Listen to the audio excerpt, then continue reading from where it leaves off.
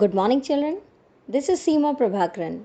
We'll continue with our history lesson number 4, the Mughal Empire.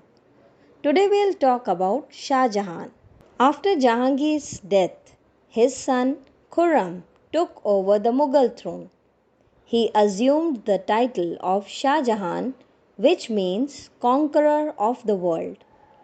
In the beginning, he concentrated on crushing revolts to consolidate his power. He subdued the Bundela rulers of Bundelkhand and seized the province of Orkha from them. During the rule of Shah Jahan, the Mughal Empire prospered greatly like never before. Also, the period of Shah Jahan's rule in India is regarded as the golden age of Indian architecture.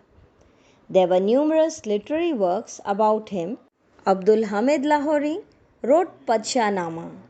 Another important source is Shah Jahan Nama, written by Inayat Khan. Shah Jahan was a brave and competent military leader and attempted expansion of his empire. He annexed Ahmednagar and the Rajput kingdoms of Bagalna and Bundelkhand and then captured the kingdoms of Bijapur and Golconda in the Deccan. Shah Jahan also captured small kingdoms in Kashmir and the Himalayas. Administration went on smoothly during Shah Jahan's reign.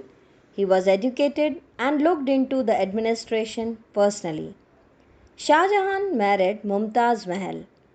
After her death, he commissioned the building of a magnificent tomb for her. Designed by the Persian architect Ustad Ahmad Lahori and constructed of white marble, the Taj Mahal is considered the crowning achievement of Mughal architecture. In 1638, he shifted his capital from Agra to a city in Delhi known as Shah Jahanabad. This imperial city was walled and had broad streets, markets, gardens, water channels, and the fortified palace known as the Lal Killa or Red Fort. He also constructed the Jama Masjid in Delhi and many more buildings. His court was one of the great pomp and splendor.